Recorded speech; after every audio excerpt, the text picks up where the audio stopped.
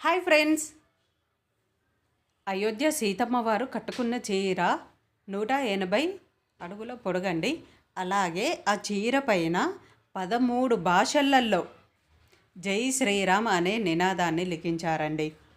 ఇంకొక విషయం, 101 కిలోల బంగారాన్ని గిఫ్ట్గా ఇచ్చిన సూరత్ వజ్రాల వ్యాపారి. అలాగే ఇటీవల ఫోర్బ్స్ జాబితాని విడుదల చేసిందండి. మన ఇండియా కరెన్సీ 15వ ప్లేస్లో ఉందండి. ఫస్ట్ ప్లేస్లో ఉన్న కరెన్సీ ఏంటి అంటే కువైట్ దినార్ అండి.